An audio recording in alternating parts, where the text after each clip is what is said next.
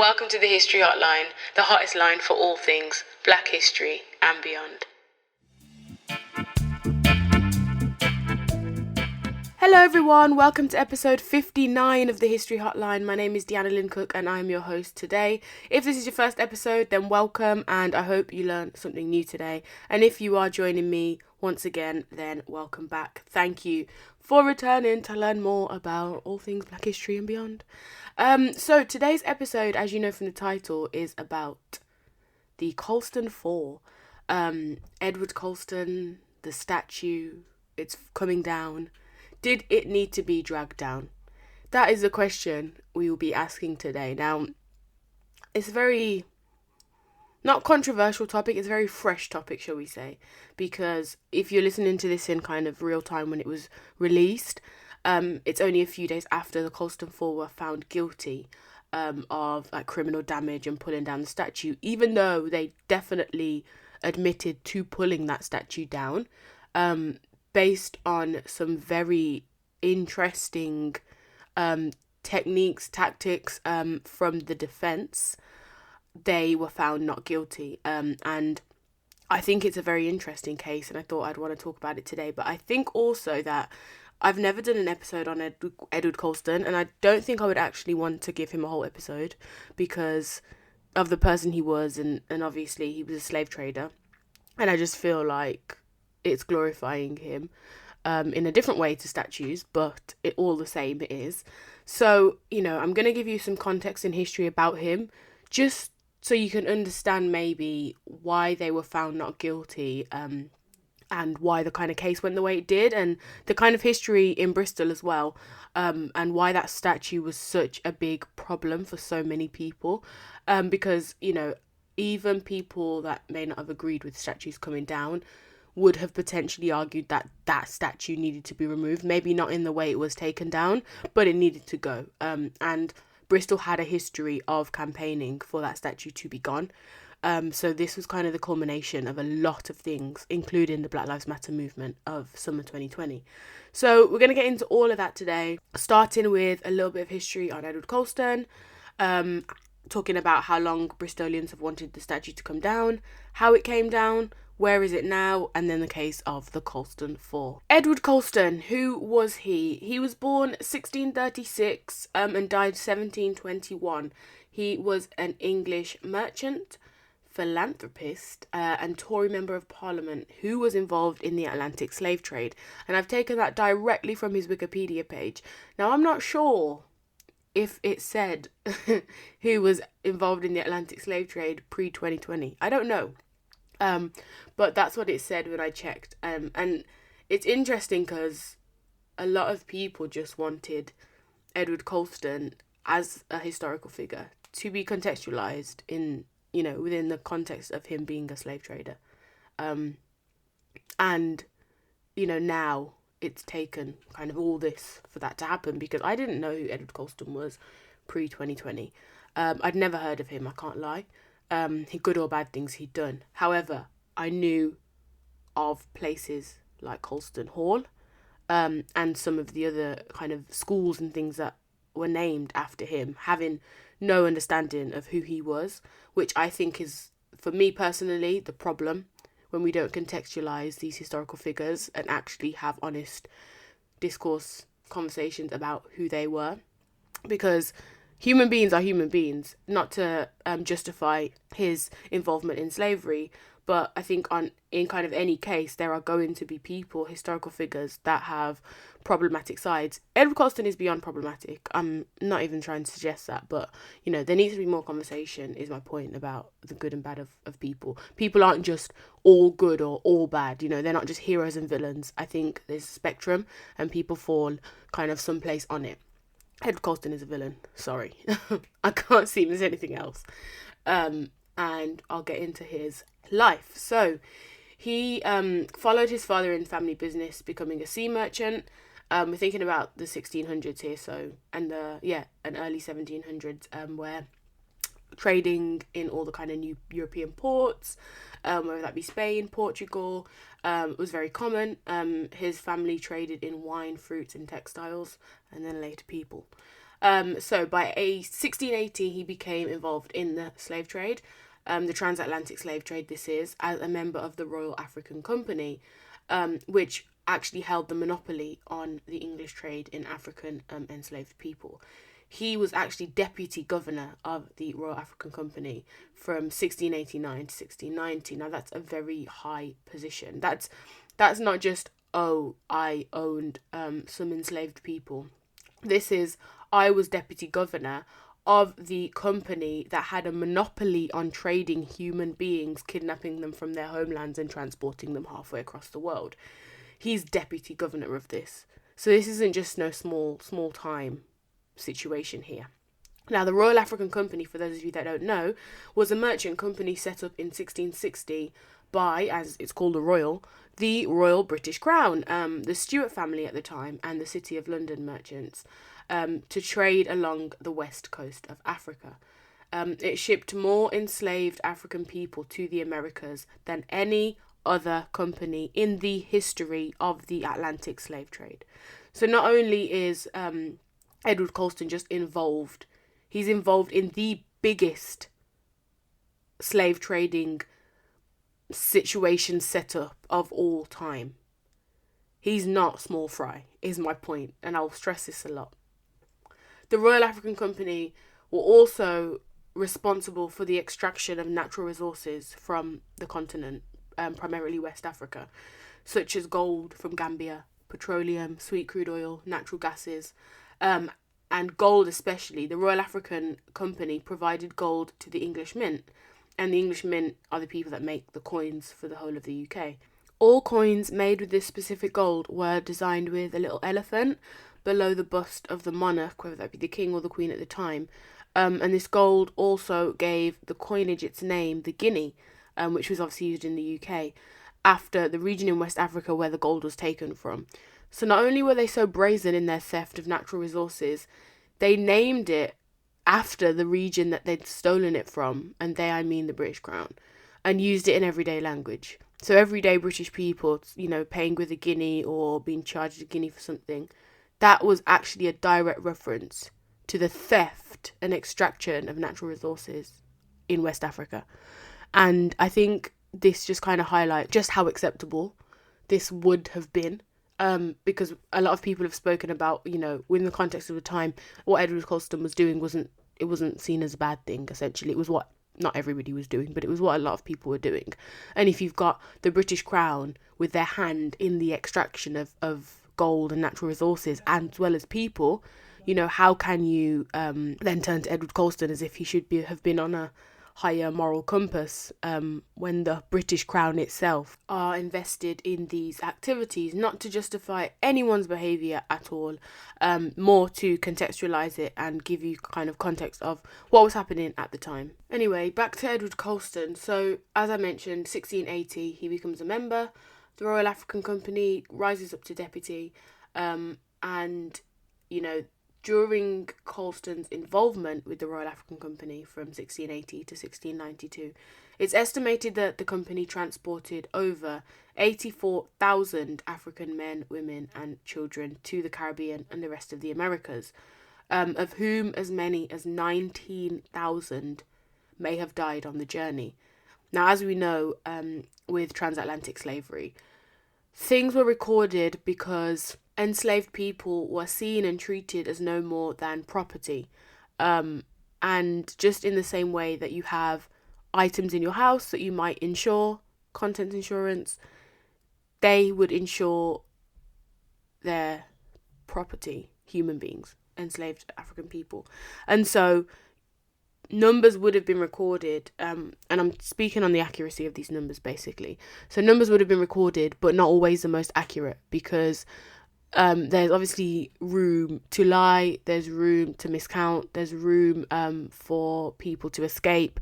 And when it comes to deaths especially, I think there was a lot of kind of misquoting numbers and just, trying to get the most money from people that might have died. So, whilst we have those numbers, I would say you can go more or less to get the real impact.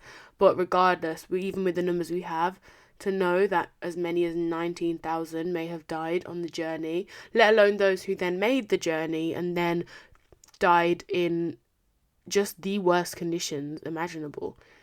It really just kind of gives you the extent of what this man was all about. Just a disclaimer here, I absolutely despise and hate talking about slavery. Like, I hate it so much because it's just a horrible time in history, and I hate thinking about it, I hate studying it, and I hate talking about it. But I had to get into this because I didn't know about Edward Colston, and I figured if I didn't know, then you might not know. So here we are, educating people. But honestly, this episode is just not the history I like to do. So we're going to fast forward through this very quickly, and I'm going to tell you about what this man did with all his money he made from these enslaved people, exploiting their lives and labour, and, you know, why there was a statue made of him, essentially, knowing all of this about him regardless. So, Edward Colston, I don't know, stops working with the Royal African Company or whatever. That's not very accurate, but he essentially isn't the deputy director person anymore. He's a Tory high churchman, often in conflict with the Whig corporation in Bristol, and he transfers a large chunk of his money and shareholding to William III, also known as William of Orange, who was King of England 1689 to 1702, and this secures the new regime's favour of the Royal African Company. So he essentially, bought off the king and said, here's some money, so that they would support. The value of Colston's shares increased. He didn't have children, so he began to donate large sums of money to charities. He withdrew from the company in 1692, but continued working on his private businesses until he retired in 1708. Then he was MP for Bristol from 1710 to 1713. He essentially used his money to support schools, houses for the poor, almshouses, hospitals, churches, Anglican churches in Bristol, London, and elsewhere in the country. And his name features a lot on many Bristol buildings, landmarks, because of this. He used his money and his power to promote his religious beliefs, which was high Anglicanism in the Church of England, as opposed to kind of Roman Catholic beliefs, and it's a whole religious thing as well. But it's not relevant for this episode. And whilst we don't know how much of his wealth came exactly and directly from the trading of enslaved African people, or whether it came from his other businesses, private businesses that he ventured into after or before he got involved with the slave trade. So this is why people are a bit like, well, not all of his money was, so maybe not every single building was kind of, the wealth for that wasn't created all through slavery. However, I think, when you think about money, if you have a bank account and you have a salary coming in, and that salary is from dodgy dealings or the slave trade in this case, and it all goes into one pot, and then you have a private business, and you have that money from slavery in the bank, which is obviously either a cushion to fall back on or money to invest in future businesses. It's all rolled up in one, and it's all rolled up in his character and his moral compass. So I don't really like this idea of separating out, not all the money would have come from slavery. No, that's not the point. It's not the point at all. And so, yeah, it's estimated that he spent the equivalent of 5.5 million in 2020 money on kind of Bristol and charitable institutions, which, when you think about the fact that 5.5 million in 2020 money is still a lot of money, and the fact that then obviously translate that money to whatever the currency was in the 18th century, early 18th century, that's a lot of money. And that is the kind of wealth he was getting from the work he was doing. So when you think about it, all that wealth that African people were not compensated for, they were used, they were exploited, they were abused, and this is the kind of consequence of this. This is their money. It's their, the fruit of their labour. He did nothing for it. The Colston Society, this operated for 275 years, commemorating Colston. In its kind of latter years as a charity, it decided to actually disband in 2020. But this is kind of the legacy of this man. And I think this is enough on him, but we will think about now the statue. And I just need people to remember at this point that the statue is not him. It's a statue. It's a piece of metal crafted to look like him, but it's not him. Because I noticed that when people were talking about that statue being taken down, thrown into the river, it was as if he was thrown into the river. He wasn't thrown into the river. It's just a statue. Real African people were thrown into the sea, not him.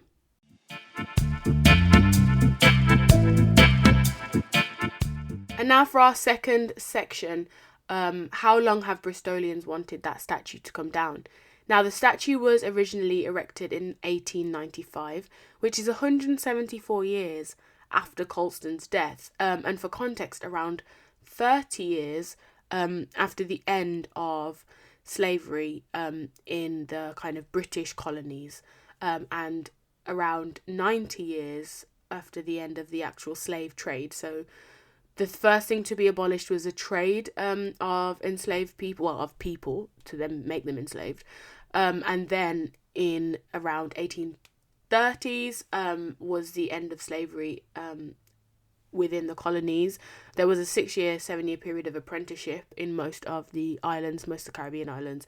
And so that's why I don't give it a specific date within the region of the 1830s. So it was in this time where, 30 years later, that this statue is erected. Now, in Britain, if you've ever studied slavery at school, you probably studied abolition, and people like William Wilberforce have come up a lot. And their kind of abolition movement really started, obviously, well before the end of the slave trade. So this feeling and the sentiment of abolition and slavery now being seen as a moral wrong would have been in public consciousness from the start of the 1800s. 90 years later, this statue appears. So it's not like this statue was erected during a time where slavery, even within society, was more acceptable. It's even less acceptable at this point. As we think about the way we feel about certain topics, whatever they might be, in society, stigmas get removed and we start having conversations about things, and as time goes on, things become more or less acceptable. It was the same with slavery, and the fact that this statue goes up in 1895 to me is quite shocking because of the context of the time and the fact that slavery has been abolished at this point.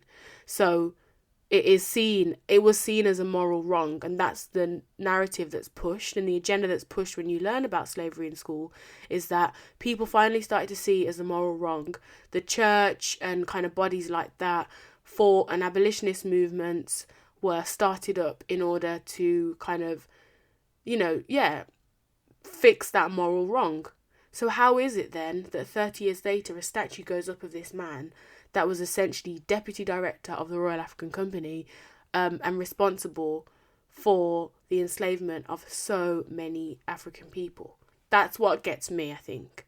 And I don't know too much about the erection and why it was needed at that point. All I know is that it was designed by a man called John Cassidy, the statue that is, and put up in the centre of Bristol to commemorate his philanthropy. His slave trading activities were apparently uncovered later. So there is this idea that people didn't know the extent. And it wasn't until 1920 a man called H.J. Wilkins wrote a biography of his life and uncovered these slave trading activities. And then since the 1990s, there's been calls for this statue to be marked with a plaque stating he was a slave trader or to be taken down. Because that original plaque that was on the plinth next to his statue celebrated him as, and I quote, one of the most virtuous and wise sons of Bristol. So it wasn't, until 1920 that it's believed that we, as society, really know about Edward Colston's activities as a slave trader. And that comes from a biography that's written by H.J. Wilkins, as I mentioned. Now, interestingly, as I mentioned, and it was kind of brought up a lot in articles I read, his involvement in the slave trade obviously predated the abolition movement, and this is just used to justify the fact that he can't be seen as a baddie because his involvement was before people saw it as morally wrong in British society. I think that's a bit... I'll reserve my words because I don't want to make this an explicit podcast, but I think that's a bit crap, really, because at the end of the day, there were abolitionists. Whilst the movement wasn't big, there were abolitionists throughout the whole of slavery. There were people that knew this was wrong, and there were enslaved people, formerly enslaved people, that were fighting for this to end throughout. So, nonsense to me, but that's the justification that we've been given. Okay, so since the 1990s, with increasing recognition of Colston's role in the slave trade, there has been more and more critique and calls for, this commemoration to be actually contextualized and the points about him being a slave trader be included. The Dolphin Society, which was formed to continue Colston's philanthropy, now actually refers to the evils of slavery and also recognises, and I quote, that black citizens in Bristol today can suffer disadvantage in terms of education, employment and housing for reasons that connect back to the days of transatlantic slave trade. I find that very interesting because not many people are able to link the two. The fact that disadvantages within black communities and black people today in Britain is directly linked back to the slave trade. The link is long and it's not for today's episode, but the link is there because whilst, and the quote, I'm going to forget it, but the quote is, whilst slavery was not born out of racism, rather racism out of slavery.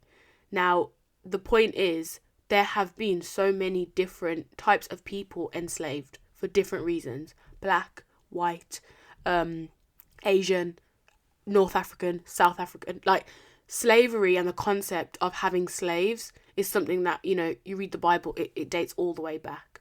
No one is saying that they weren't as bad. The situations of being an enslaved person is terrible, whether you're thinking about modern day slavery, transatlantic slavery, any other kind of slavery. Personally, I think it's, you're still in a position of subordination, and I don't think human beings were created to be that. So the fact that we have to remember this transatlantic slave trade is the only time really historically where people are taken from their homeland as black people, as African people, sent to all corners of the earth and literally stripped of their cultural identity, their languages, their hairstyles, their foods, their cultures. I feel like I'm preaching to the choir, but the fact that it becomes about race because all the people that are being taken are African people, i.e. black, and all the people that are enslaving them, give or take, are white, European, or later on American. Of course, there were black people that were enslaved. We know this. I don't need to hear that. Someone always says it when you talk about slavery. It's not relevant to me because the numbers are so small, but it's also not relevant because there was still a racial element to it. As I said, slavery wasn't born out of racism. It wasn't a thing of we're going to take these black people because they're black. It was, we're going to take these people because we want free labour. And then the racial implications came later down the line, whereby you are literally taking people and their culture, putting them into these new lands, and then you have created a society, a two-tiered, two-layered society where black people are at the bottom of it and white people are at the top. It created a racial divide in so many different societies, American society, in the Caribbean, in British society as well, to a lesser extent. And that has created the precedents for the way that certain races of people and classes of people have been treated today. And I'm happy that that link is made by the Dolphin Society in this statement, linking transatlantic slave trade to the disadvantages of Bristolians, black Bristolians today. in the modern day. It's a link that needs to be made and understood more freely, because then I feel like I won't hear people go, oh, yeah, can't you forget about slavery? It was so long ago. No, you can't, because the implications and the consequences of it are still seen today. Anyway, that was a lot. This is why I don't like talking about slavery. It gets me really mad, and I'm really holding back, but I'm trying. We're going to get back onto this statue and why it was there and what the 90s were all about. So, 1998, there's an article in the Times, and I can't get the article. I couldn't access it. I couldn't, find it when I was doing research for this episode. But the headline was Graffiti Attack Revives Bristol Slavery Route. 29th of Jan, 1998, written by Emma Wilkins. And the article, I'm assuming, just based on the kind of context in which it was spoken about, is talking about the fact that there's a graffiti attack on Colston statue, I believe. And it is kind of bringing up the conversation, the row about Bristol and the kind of links to slavery and potentially Colston. And so 1998, we can see that people are understanding the problems with this statue. And I also wanted to stress, this is the 90s. This is 30 years ago. So it's clear that the calls for this statue to be contextualized or removed have been going on for a long time. That's my point. So in 2018 now, I just want to go over a few instances of kind of people that are pushing back against Colston's legacy in Bristol. Because it's been a long battle, I think, for a lot of people there to just no longer have to see that statue. So in 2018, Lord Mayor of Bristol, a lady at the time called Cleo Lake, she's a councillor for the Green Party, and Lord Mayor is not the same as Mayor. Lord Mayor is the role gets kind of passed around to the different political parties, I believe, whereas a mayor is elected, the London Mayor, essentially.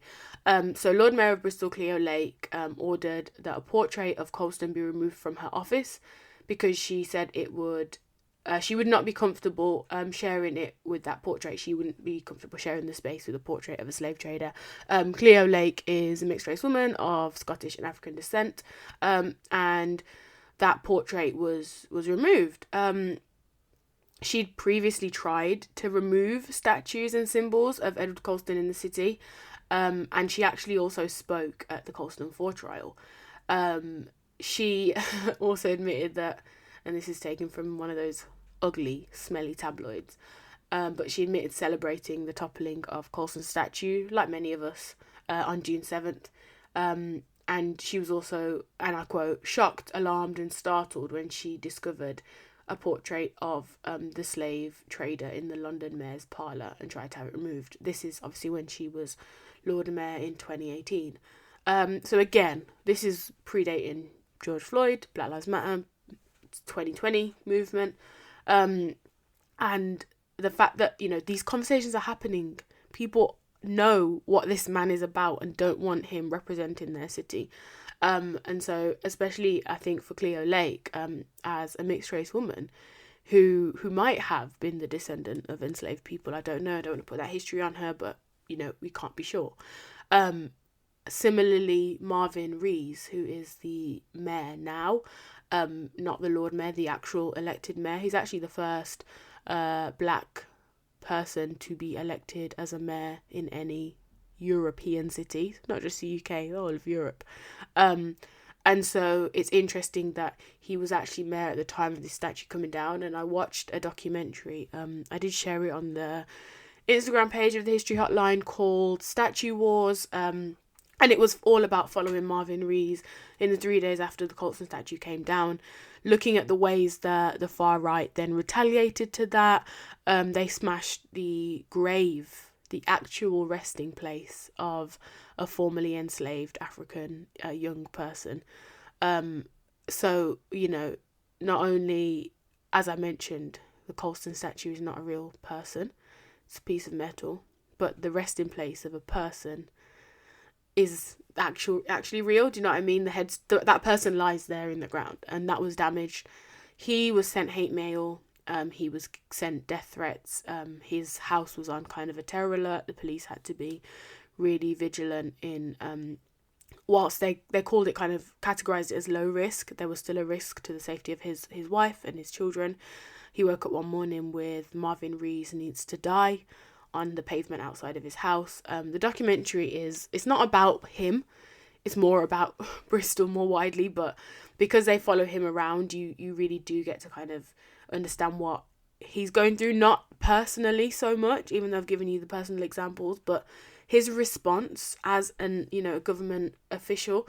He can't really condone the statue coming down. Like, politically, I feel like the politically correct thing was kind of him trying to toe the line of saying, yes, we do not want this to be the legacy of Bristol because this man is involved in the slave trade. And yes, it is not the law that you can just pull down a statue that you're not happy with, but also knowing that that statue should have probably come down a long time ago. So it was kind of a hard line for him. He faced criticism on all sides, from other councillors that were saying he wasn't doing enough, and then a lot of white Bristolians that were not about the quote-unquote wokeness, that felt like, that statue should never have come down and he should have done more to not necessarily protect it, but condemn them after. So yeah, it was a hard job for him. Not that this is about him, but I just found it really interesting that Bristol, having a black mayor, having to then kind of deal with all this, it fell on a black man to deal with all this fallout. It was very interesting, and some of the hate mail he was receiving, oh my life. I'd urge you to watch it. It's very, very interesting. Marvin Rees himself actually tried to have it taken down in the past, but he does acknowledge in the documentary that, there are so many other bigger issues facing, disadvantaged people in Bristol, that taking down a statue, yes, while it's a very big symbol of a potential change to come, it doesn't change anything. It is merely symbolic. And when it came down during the protest, it didn't feel more than symbolic, not to criticise it, but it could only be a symbolic gesture. It could only be a symbolic move. It was beautiful symbolism to see his statue go into the river, Edward Colston statue. But that's not going to fix racism. That's not going to fix discrimination. That's not going to help people that have been disadvantaged by this same slave trade, however many hundreds of years later. And he really was trying to push that message, and the media outlets that were interviewing, and they weren't getting it. They were asking like really silly questions about the statue and then counter protests and stuff like that. And he just wanted to kind of get down to the fact that, look, there is a problem with racism in this city and we're trying to fix it, and the statue is neither here nor there. So that was another interesting point. But this is me talking a whole podcast episode about the statue, so we've got to get, into the statue a little bit more. How did it come down and where is it now? Is our next section. So, June the 7th, 2020, a few days after the murder of George Floyd, where we started to see protests in UK major cities, as well as obviously in America and other parts of the world. The statue was toppled. It was toppled by so many people and pushed into the Bristol Harbour by protesters. And I believe that the Colston Four were kind of the only people that they could identify, and hence why they were arrested and charged, because they were not the only 4 people that did it. And I think that's another reason why I would not have been happy if they'd been gone to prison for it or something. Not charged, what's the other word? Found guilty of. Because they were not the only ones. It's very clear by every single piece of footage, they're not the only ones. They were the only ones that could be caught. And whilst you still have to obviously, charge people if you do catch them, it would have been like they were made an example of, even though they weren't the only ones that did it. Now, it was pushed into the Bristol Harbour, and then it was retrieved. I don't know why, I can't lie, I did find it really funny seeing it go in. It was just wild to me, because I'd seen statues come down in America of slave traders in the years previous, and again they were massive statues being pulled, dragged down. The strength of angry people, of raging, fuming people to pull down a whole statue, that is something. And it was something so important, and I'm glad I was alive to see it, in the flesh. Not in the actual flesh, I wasn't in Bristol, but on the telly. Anyway, the Merchant Venturers Society, who kind of formed from when Colston was around, said it had been inappropriate for them to have become involved in the rewording of the plaque, which was another thing that was happening in 2018, and so that the removal of this statue was right for Bristol. I'm not sure if they agreed the way it was done, but they did believe that it was right for it to be removed. And this is a society that Colston was kind of involved part of. So very interesting for them to kind of come out and say that. But from the 4th of June 2021, so last year, a statue was put on display. In its damaged condition, it had red graffiti on the hands, and I hope that symbolised blood on the hands. The English lit student in me was looking for the metaphors and the symbolism. There was graffiti all over him. I think it said Black Lives Matter on it as well. And it was interesting, the documentary actually went to the statue and the people that were restoring it, and they weren't restoring it to its original form, they were restoring it to the form of its damage. They were kind of restoring the paintwork on it so that red paint that's on his hands and on his face will stay there, because they were saying that because it obviously was in the harbour for so long, the paint started to chip off, and they wanted to make sure that that moment in 2020 was remembered, and people were still kind of saying when it had gone into the river and then into the harbour and then taken out, that it should go back up or something, or it should go up in a museum. And it didn't go up in a museum, it was lying down when it was displayed in Bristol's Shed Museum. They had a temporary display. I think it ended at the end of 2021, and they didn't make it into like a big exhibition. It was kind of just there. They said it was a temporary display and it's the start of a conversation, not a complete exhibition, which I thought was quite good. I don't think it needs the power of a whole exhibition. We Bristolians anyway have seen it. They've seen it for their whole life because it's been up there since 1895, and there's no one still around from 1895. So yeah, the fact that it's kind of in a museum lying down with all this graffiti on it to remember this historical moment and not the historical moment of him being a glorified philanthropist, I think is very important. So that's how it came down. The Colston Four, Jake Scouse, Rhiann Graham, Mila Ponsford and Sage Willoughby were the ones arrested and charged. Obviously not the only ones that did it. They played apparently key roles in the tearing down of the statue and dragging it into the Bristol harbour and throwing it into River Avon. I didn't know it was River Avon. You learn something new every day. And this obviously, started up conversations again about Britain's imperial past. We were talking about Churchill. People were even talking about Gandhi, whether we should have statues of them. Admiral Nelson and all these other people.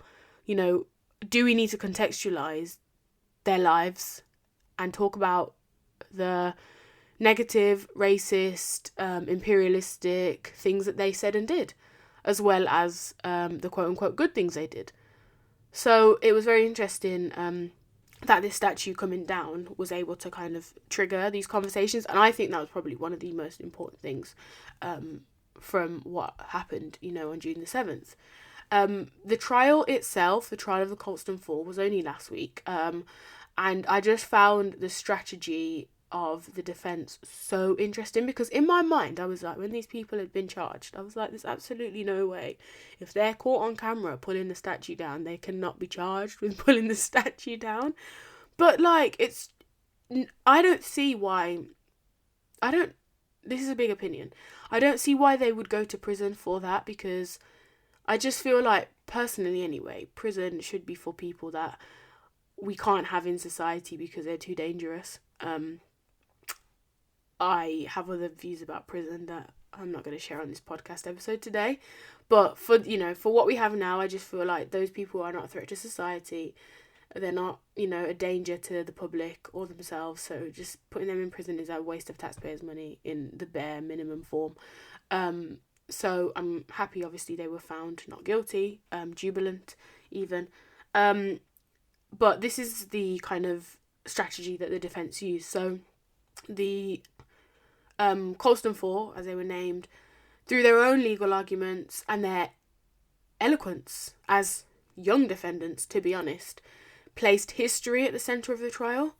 Witnesses that were called on were a charity worker, Lloyd Russell, 65 years old. His family arrived in Bristol from Jamaica in the 50s. He compared living in the diversity of St. Paul's, a place in Bristol, to the Bronx in New York.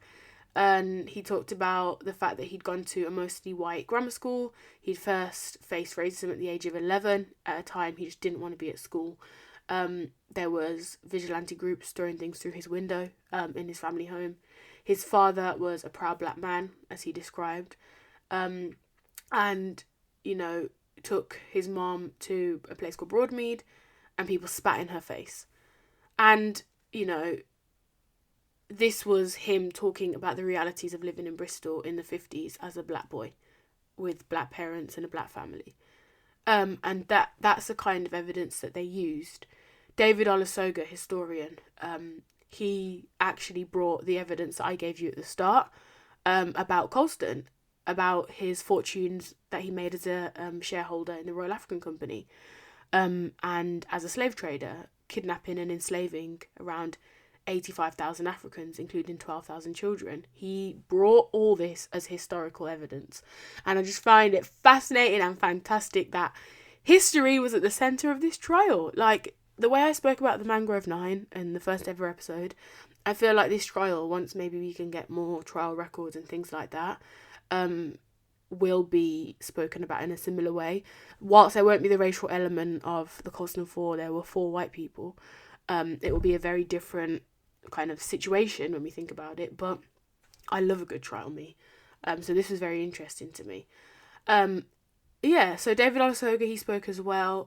Cleo Lake, who I said was the Lord Mayor of Bristol in 2018, she also was called upon to give evidence and just talk about the kind of state in Bristol and the history of Colston and this statue and his legacy and what it's meant and how it's been a point of tension for so long in Bristol. And so, yeah, they were found not guilty. They all came out in their Colston 4 t-shirts that were created by Banksy. And he only did, I think, a limited amount of them and gave them to like small businesses, record shops and stuff in Bristol to sell. You couldn't get them online. You had to literally listen to this, like, I think it's a Juma radio. It was like a Saturday morning, and they would tell you where that t-shirt was going to be sold that day, and it was sold in like 5 shops across Bristol, and it was first come first serve, one per person, to support their case essentially. Big up Banksy for doing all of that, and they came out in those t-shirts jubilant because they'd won the case. And a lot of people on the other side of the political spectrum who were in disbelief, and the precedence that this will set, and it is going to set a massive precedence. I don't know how many other statues are just going to be felled and come down and be dragged into rivers. And I'm not saying it should happen.